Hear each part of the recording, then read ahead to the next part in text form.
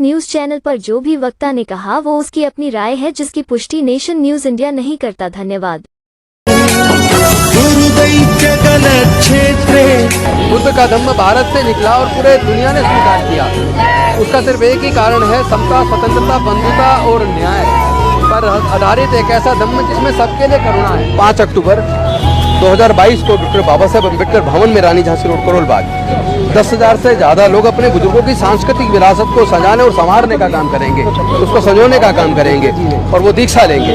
और अगले साल 2023 में अशोक विजयदशमी पर 1 लाख लोग अपने बुजुर्गों की सांस्कृतिक विरासत में दीक्षा लेंगे और उससे अगले साल अशोक विजयदशमी 2024 को 10 लाख लोग दीक्षा लेंगे और 2025 जो हमारा टारगेट है उसमें 10 करोड़ लोग पूरे देश के अंदर, हमारे करोड़ों लोग ये दीक्षा, बौद्ध धर्म की दीक्षा लेते वक्त उन 22 प्रतिज्ञाओं को दोहराते हैं। उन्हीं 22 प्रतिज्ञाओं को भारत सरकार, मोदी जी की खुद सरकार ने doctor Ambedkar life and speeches के अंदर वॉल्यूम 17 में छपवाया है और उन्होंने ही नागपुर की दीक्षा भूमि में शिलापट्ट पर वो सारी 22 प्रतिज्ञाएं लिखवा के लगवाई हुई हैं। उस पर गडकरी जी भी जाते हैं, उस पर महाराष्ट्र के मुख्यमंत्री के तौर पर फडणवीस जी भी गए, उस पर भारत सरकार के 2 मंत्री जो आज की डेट में केंद्रीय मंत्री हैं वो भी उस आयोजन में इस बार भी गए। तो जिन प्रतिज्ञाओं को तो इतना बवाल मचाया इन्होंने, तो इन्होंने जो मेरे नेता अरविंद केजरीवाल जिन्होंने मुझे इतना सम्मान दिया और सहयोग दिया अच्छी योजनाएं बनाने में, चाहे वो जय भीम मुख्यमंत्री प्रतिभा विकास योजना बनाई हो, चाहे वो सीवर सफाई की मशीनें लाने वाला, सीवर में अंदर दिल्ली में उतरने पर रोक लगाने वाला मसला हो, तो जिन्होंने इतना मुझे सहयोग दिया, सम्मान दिया, उनको जिस तरह घसीटा गया, जबकि उनको पता भी नहीं है, उनका कोई लेना देना नहीं है, मेरी पार्टी का इस धम्म दीक्षा दिवस से कोई लेना देना नहीं है। और उसमें मैं एक व्यक्तिगत कैपेसिटी में, मैं व्यक्तिगत तौर पे उसमें शामिल हूँ बाबा साहब के सिपाही होने के नाते, और वहाँ राजरतन जी ने वो प्रतिज्ञाएं दिलवाई हैं और सब ने दोहराई हैं, हज़ारों लोगों ने दोहराई हैं और पूरे देश में हज़ारों लाखों करोड़ों लोग दोहरा रहे हैं।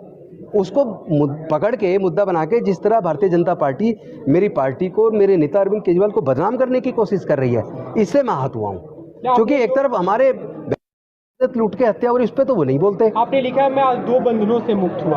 हाँ, मैं जो एक मंत्री के तौर पर जो समाज के हक अधिकार की लड़ाई को जिस मजबूती से रोड पे लड़ना चाहिए, उसमें मंत्री के तौर पे कहीं ना कहीं बंदिश होती है। तो आज मैं अपने आप को मुक्त महसूस कर रहा हूँ। मैं अपने समाज के हक अधिकार की लड़ाई को बेहद मजबूती से लड़ूंगा। ये जो मुझे धमकी दे रहे हैं ना, मैं इनसे डरता नहीं हूँ। ये हत्या कर सकते हैं मेरी, मेरे परिवार की, लेकिन मैं अपने समाज के, अपनी बहन बेटी की इज्जत की लड़ाई को, मान सम्मान की लड़ाई को लड़ूंगा, चाहे इसके लिए मुझे कुर्बानी देनी पड़े। कौन धमकी दे रहा है आपको? मेरे, आप देखो ना ट्विटर पे, फेसबुक पे, और मेरे फोन पे देखो कितने फोन आ लिए धमकी के।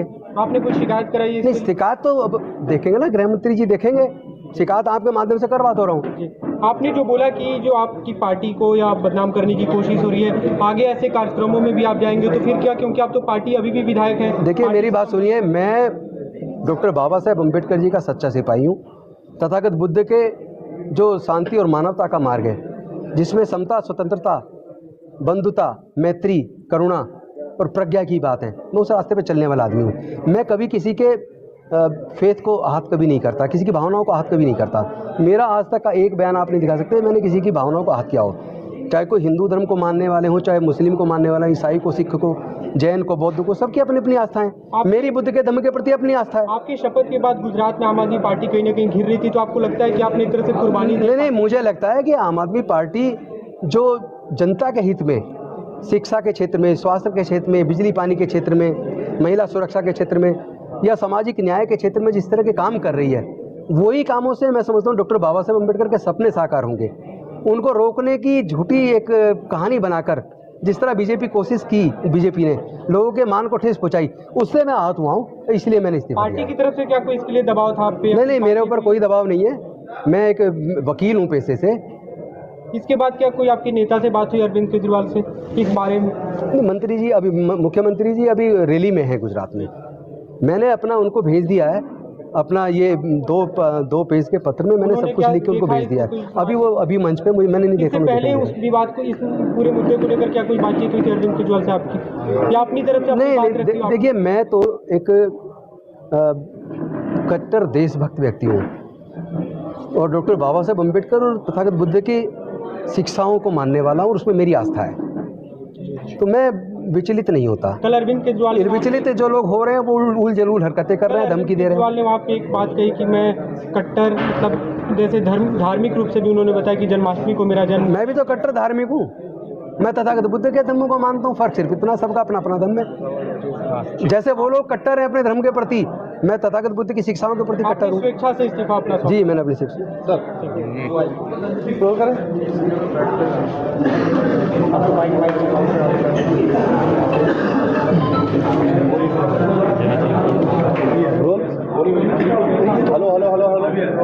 दिल्ली सरकार के मंत्री राजेंद्र गौतम ने अपना इस्तीफा दे दिया है। लगातार कंट्रोवर्सी चल रही थी और अब सर आपने इस्तीफा दिया है, वजह क्या है?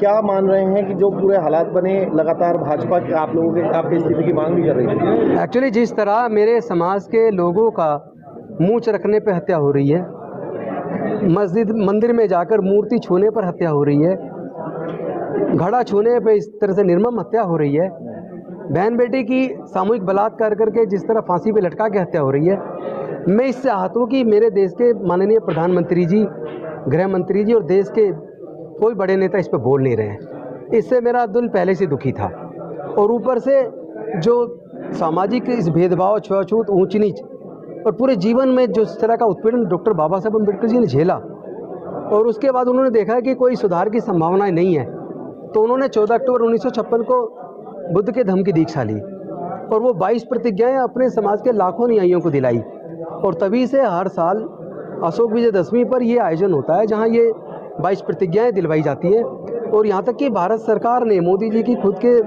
केंद्रीय मंत्री जी ने वही 22 प्रतिज्ञाएं डॉक्टर बाबा साहब का लाइव एंड वो स्पीच, राइटिंग्स एंड स्पीचेज के अंदर वॉल्यूम 17 में छपवाई है और वही 22 प्रतिज्ञा भारत सरकार ने नागपुर की दीक्षा भूमि में एक शिलापट पर लिखवा के लगाई है।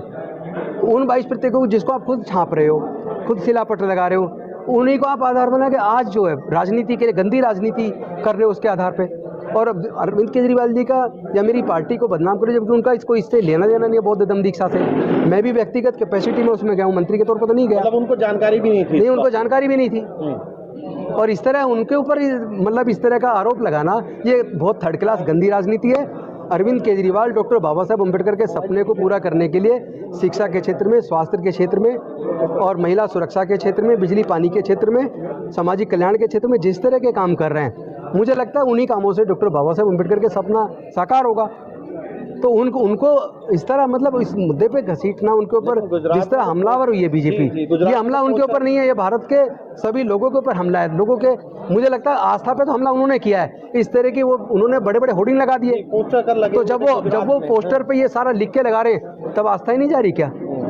ये कटकोरी राजनीति है और ये हमारी पार्टी को, मेरे नेता को बदनाम करने की साजिश है। राजनीति किसी दबाव के कारण आपने ये इस्तीफा दिया? नहीं, मैं एक वकील आदमी, लोगों को न्याय दिलाता हूँ कोर्ट में लड़के, मुझे क्या बात का दबाव?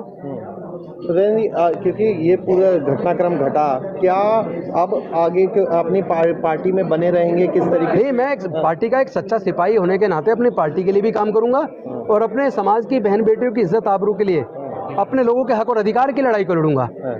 उसके लिए मेरा पूरा जीवन उसी में जाएगा। भाजपा का कहना है कि उनके दबाव के कारण लगातार वो इस्तीफे की मांग करते हैं, उसके कारण इस्तीफा दिया आप लोगों ने। अभी भाजपा इतनी ताकतवर नहीं हो गई है कि भारत के लोगों को ही दबाव में ले आए। भाजपा तो बहुत कमजोर है, छोटे छोटे मुद्दों पे बौखला जाती है और बहनों के ऊपर जुल्म किए जाए, हत्याओं के ऊपर बोलती तक नहीं है, इतनी हिम्मत नहीं बोल दे। मैं पूछना चाहता हूं, जितेंद्र मेघवाल के मूंछ रखने पे हत्या पे क्या प्रधानमंत्री जी, गृह मंत्री जी ने एक शब्द बोला? क्या इंद्र मेघवाल के घड़ा छूने पे हत्या पे एक शब्द बोला? क्या हाथरस की बेटी के ऊपर या जो अभी 2 बेटियों को हमारे बलात्कार करके उनको फांसी पे लटका उस पर एक शब्द बोला? तो वो पता इससे लगता है कि वो कितने बुज़दिल लोग हैं, उनके अंदर हिम्मत नहीं बोलने की। आपके दो पेज का पत्र है वो हमने पढ़ा, उसमें आपने लिखा मैं बंधन से मुक्त हो गया, तो फिर क्या अब निश्चिंत हो गई, अब इस तरीके के कार्यक्रम में आप जाएंगे? निश्चिंत हो गए। मैं समाज के हक और अधिकार की अब लड़ाई को बहुत मजबूती के साथ लड़ूंगा। मेरे समाज के हक अधिकार छिन रहे हैं, उत्पीड़न हो रहा है, मैं उस उत्पीड़न के खिलाफ न्याय की लड़ाई को लड़ूंगा। कोर्ट में एक वकील के तौर पर भी लड़ूंगा, ये कहा, और एक विधायक के तौर पे अपनी विधानसभा में उठाऊंगा और हर मंच पे जाकर पूरे देश के अंदर उठाऊंगा। ये कहा गया कि जो आहत हुई हैं भावनाएं उसके इस पूरे घटनाक्रम के, आहत तो हमारी हुई है कि उन्होंने एक झूठा प्रपंच रच के मेरे नेता अरविंद केजरीवाल को की गरिमा को गिराने का कोशिश की। मेरी पार्टी जो समाज कल्याण के लिए इतने अच्छे काम कर रही है, जो शिक्षा और स्वास्थ्य के क्षेत्र में इतने अच्छे काम कर रही है, उसकी रेपुटेशन को डाउन करने की इन्होंने एक कोशिश की है।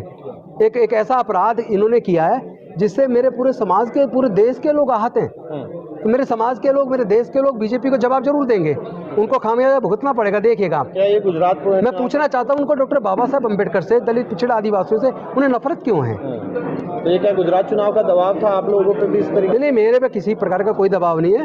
मैं अपने समाज की लड़ाई को एक विधायक के तौर पे भी और एक वकील के तौर पे भी लड़ूंगा। तो आप ये निश्चित कर रहे हैं कि आपकी पार्टी का इससे लेना देना नहीं? नहीं, ये मेरा व्यक्तिगत, ये भी आरोप नहीं, ये मुख्यमंत्री की जानकारी में नहीं था, ये मेरे समाज का प्रोग्राम था और वो हजारों जगह हो रहा है। आज भी लखनऊ में मैं गया नहीं हूँ, मैं तो उसमें भी एक अतिथि के तौर पे उसमें भी इनवाइटेड था। संक्षेप में फिर समझा दीजिए, फिर इस्तीफा क्यों देना पड़ा जब आपको लग रहा है कि सबसे? नहीं, मुझे लग रहा है कि मुझे मेरे समाज के हक और अधिकार की लड़ाई के लिए अब रोड पर उतरना होगा, इसलिए दिया है। जी, तो